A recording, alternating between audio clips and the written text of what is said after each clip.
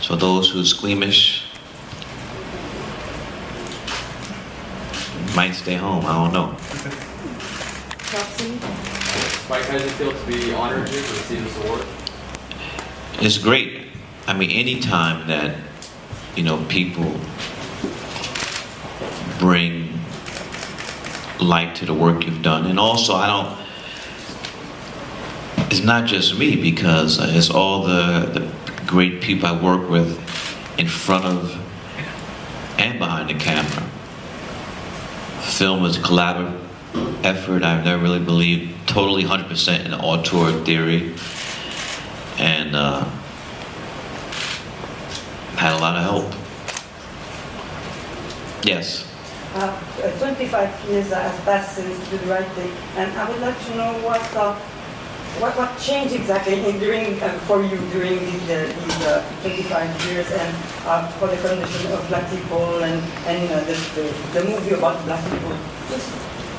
Well, Do the Right Thing is not necessarily just about black people. I mean, if you remember the film, you have your Italian Americans, you have your Puerto Ricans, you have your Koreans, and your African Americans. 25 years ago, I would never thought that there would have been an African American president. Barack Hussein Obama. I mean, that's something that happened.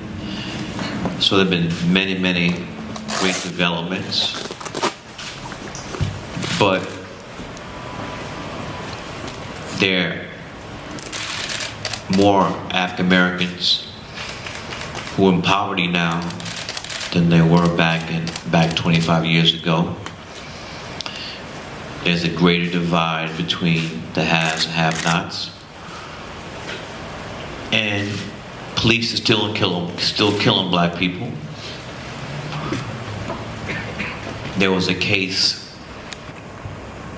murder that happened in July in Staten Island being one of the 5 boroughs in New York City, where a man, African-American man, Eric Garner, was murdered by the NYPD in a chokehold. And the chokehold was banned 22 years ago by the NYPD. So when I saw the videotape, because it went on YouTube, it went worldwide, it automatically reminded me of the murder of Ray Rahim and Do the Right Thing with that chokehold. And then we know about Mike Brown, Ferguson, Trayvon Martin, and there's many other cases that don't make the newspapers, don't make the news. So I just think that the police in America are out of control, in my opinion. Yes, right there. Hi, as a black woman, I wanted to know, and as a Canadian, as a West Indian, it's very different from our experience here. And an African American, the African Americans in America, what do they feel? I need you to start again and speak up so we can all hear your intelligent question. As a black woman, Right. in Canada, as a West Indian, it's a very different experience than it is in America as an African American. Now that we have such a prevailing black Hollywood, quote unquote, how do you feel with people? What you said, prevailing? Yes, I'm going to say prevailing. That is not the case. No. Okay. No. Here's the thing, there are many more stars than there were before, but black people not taking over Hollywood. And you couldn't say that by the subject matter of the film. So a lot of times we get tricked into thinking as such because of stars. But it's still a small percentile, and there's still a whole lot of work needs to be done to bring diversity to Hollywood, and not just African Americans, women, Asians, Hispanics. A whole lot more needs to be done, and not necessarily just in the films. I'm not just talking about on the field either, on the court. in high power positions in sports, African Americans have jobs.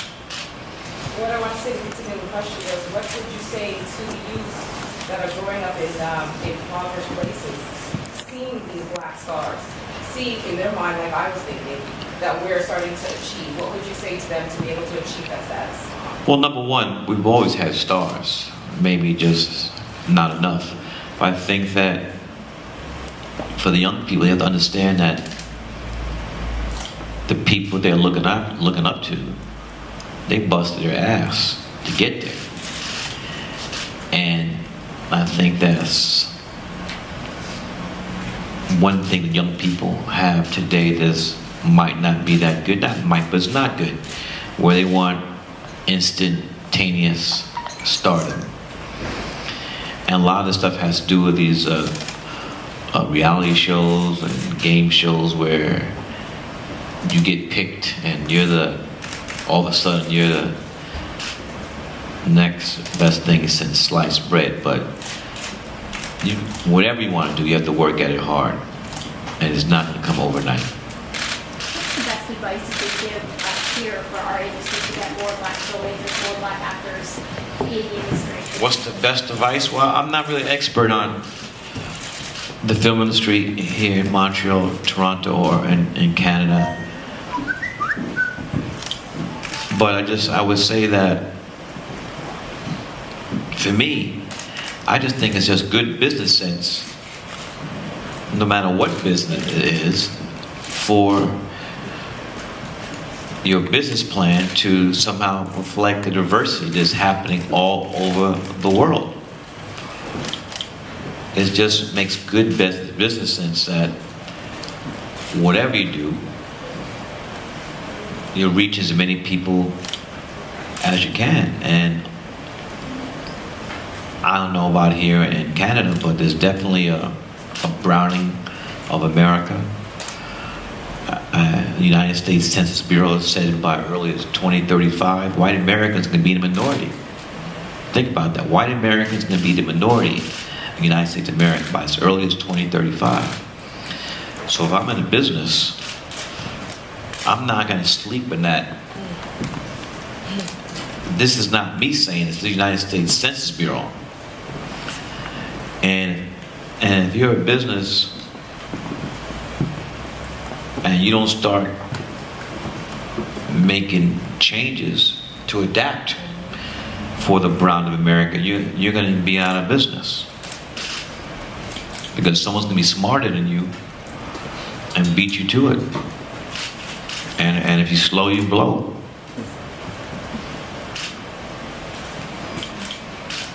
Perfect. Yes, I have. Well, my boyfriend is one of your biggest fans. Who? So my boyfriend, my spouse. So basically, you're. Which one is it, a boyfriend or a spouse? It's Which a one? spouse, it's a spouse. All right. Yeah. Sorry, I'm expecting.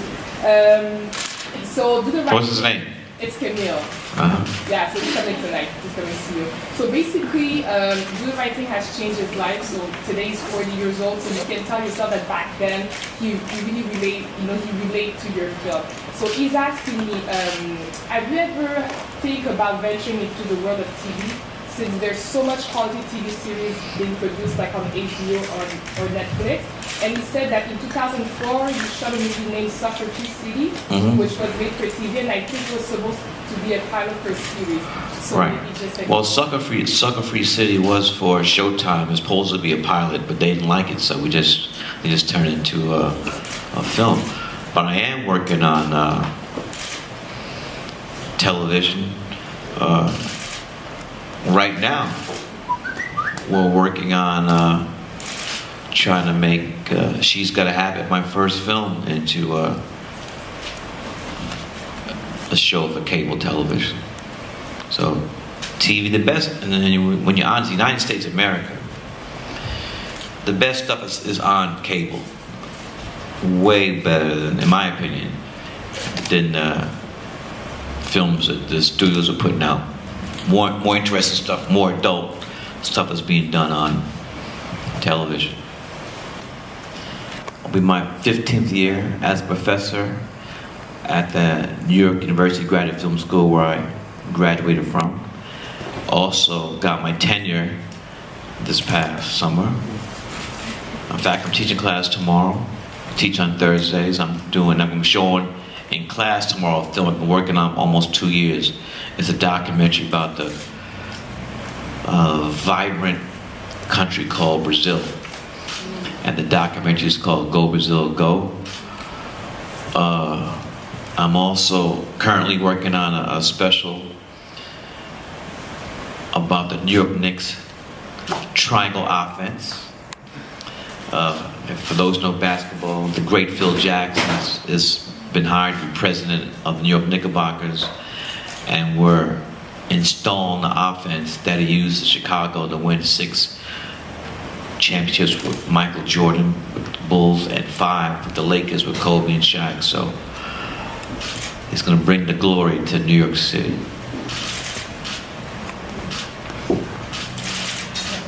Yes. Hi. Hi.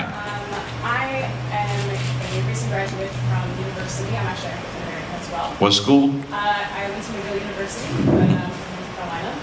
And North Kakalaki? Yeah, that's right. There you go. I wanted to ask you a bit more about your teaching and how you approach it, looking at students who are interested and have the desire to go into the film industry. How does that differ from how you approach your own goals? Well, I mean, I try not to do a lot of teaching on the set because, I got a job to do, but my mother was a teacher, my grandma was a teacher, so I come from a long line of educators in the Lee family. And, but NYU Graduate Film School is a 3-year program, so I only teach to 30-year students, so they've been there a minute. And it's my job to help them, to prepare them for their thesis film. But I love teaching very, very, very smart students. And in fact, I had never heard of crowdfunding before. It was my students who told me about Kickstarter and Indiegogo. I never heard of it. Oh, there you go. You have it. Yes, I mean, they teach you. I mean, if in order to be a good teacher, I think you have to learn some stuff from your students too. So they definitely, I learned stuff from them. Yes, sir. Yeah, just I guess on the subject of Kickstarter, I was wondering, I guess, what your inspirations were for going in that direction. Did you feel like maybe there was something in the film that just wouldn't be friendly to the studio marketing system? Were there other reasons for going that route? No, the reason why I did Kickstarter is because I know no studio was going to make this film. I mean, nobody's flying through the air. It's not big special effects. They just don't. They're not. It's too small a film for them.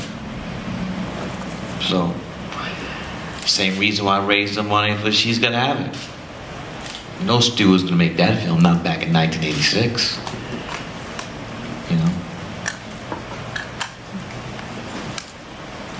Yes. Yeah, back on the subject of TV, while TV has incorporated more adult themes than film has recently, it's been slower to integrate, I think, in terms of telling stories of a more diverse swath of people. Why do you think that is?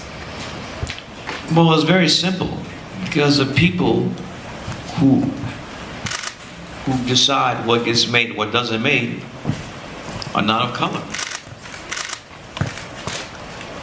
Simple. When we have more people of color in the room deciding what gets made and what doesn't get made, then you'll have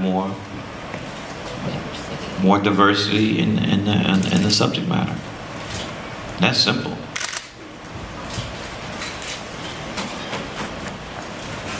Yes?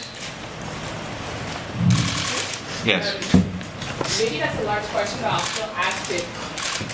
During your 25-year career, what is the biggest lesson you've learned from the one that had a dream, that had a lot of guts, that did the right thing, and now with all the wisdom that I guess you're acquired over the 25 years?